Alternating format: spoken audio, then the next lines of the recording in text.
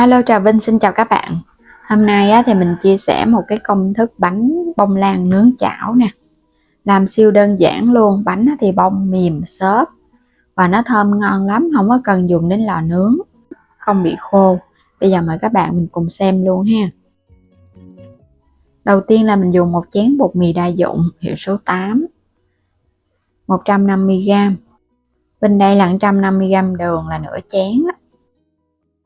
Cùng với 100ml sữa tươi, thì các bạn dùng có đường hay không đường đều được.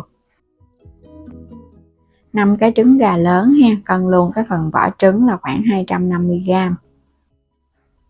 Còn này là một miếng chanh, thêm chút xíu muối, vani cho thơm bánh, 100g dầu ăn.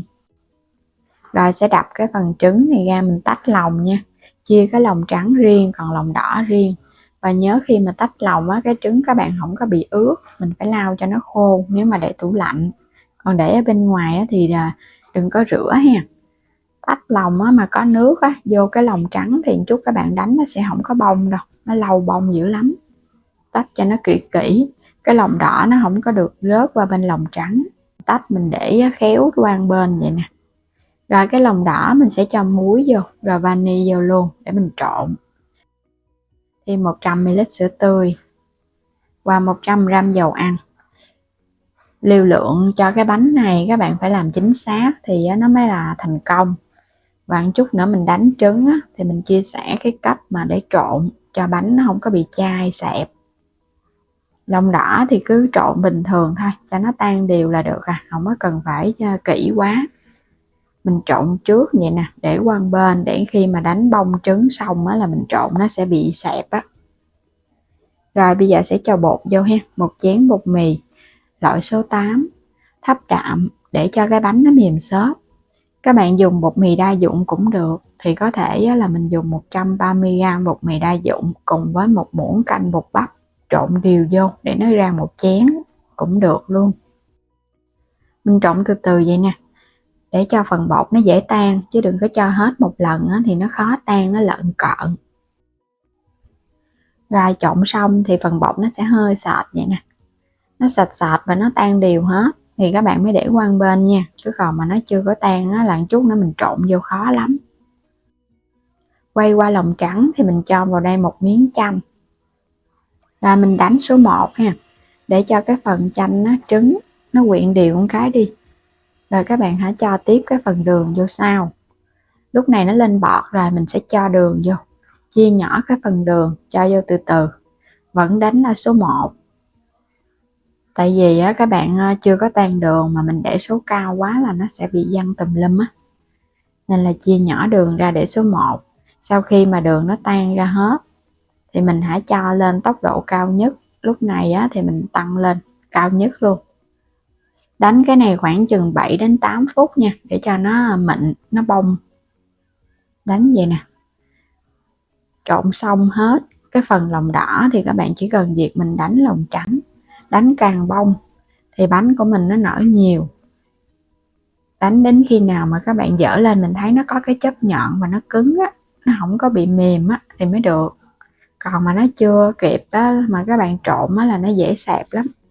Đây mình thấy có chớp nhưng mà nó chưa cứng nè. Ở bên dưới nó vẫn còn chảy. Đánh tiếp chút xíu nữa nha, để khi mà dở lên cái chớp nó nhọn và nó cứng. Đó, bên dưới nó vẫn có chớp luôn, nó không chảy thì mới được. Rồi bây giờ các bạn sẽ múc một phần lòng trắng, mình cho qua bên cái bột đỏ.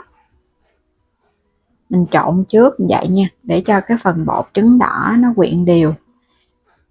Bước này thì cứ trộn bình thường, chút nữa mình cho 2 phần vô thì mới trộn kỹ.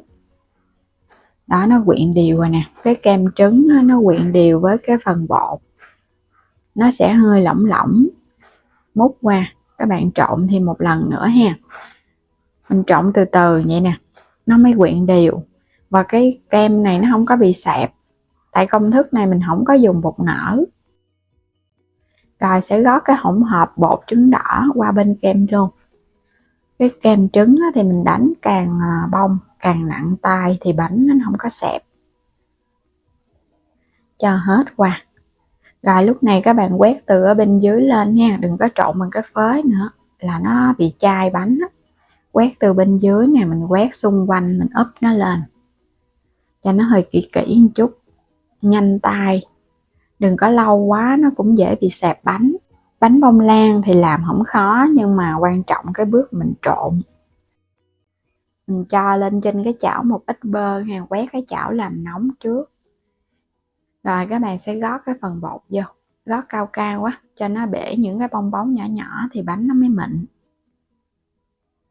Bánh bông lan nướng chảo hay là nướng nồi cơm điện thì các bạn cũng làm giống vậy nha, cũng quét sơn lớp bơ vô trong nồi. Nướng chảo thì để mức lửa thấp, mình nướng 20 phút là nó chín. Cũng tùy theo các bạn chỉnh lửa nữa, và nhớ là mình xay cái chảo nha, mình xay vòng vòng á để cho nó chín xung quanh cái đáy chảo, đừng có để yên một chỗ, nó sẽ bị khét mà xung quanh thì nó không chín. Ở bên trên nó vẫn còn hơi ướt ướt nè, ở bên dưới thì nó đã vàng rồi. Chảo lớn á, thì nướng nó dễ hơn chảo nhỏ, nó nóng tỏ ra nhiều.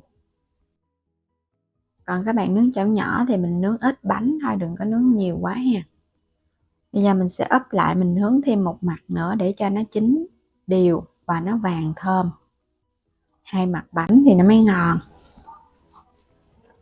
Ở bên dưới nó hơi vàng quá nè, cũng đậy nắp lại cho nó có hơi thì bánh nó mới chín kỹ được. Cái mặt này á, thì các bạn nướng khoảng 10 phút nữa là nó chín rồi. Đây, bánh bông lan đã nướng xong, hai mặt bánh vàng ươm thơm phức. Đó, ngon quá chừng nè. Nướng nó hơi vàng vậy á, thì nó thơm. Còn các bạn nướng trắng quá thì sợ bên trong nó không có chín kỹ á, tại cái chảo mình chỉ nướng được có một mặt thôi à. Ổ bánh nó lớn nè, nó nở phình ra luôn á, nhẹ tay lắm, nó xốp á, xung quanh á thì nó giòn giòn, ở chính giữa thì nó mềm xốp. Sẽ cắt ra ha, ở bên trong nó còn nóng nóng á, cắt ra những cái miếng nhỏ nhỏ. Còn nếu mà nướng lò thì các bạn cho vào khuôn mình nướng 180 độ khoảng 40 phút thì bánh nó mới chín. Đây, bẻ ra cho các bạn xem nè. Trên hồi nãy mình úp ngược nó xuống cho nên là cái bánh ở bên trên nó hơi xẹp xẹp một chút á. Ở bên trong thì nó vẫn nở đều nè, xốp và mềm lắm, nó đàn hồi và nó ngon, thơm phức à.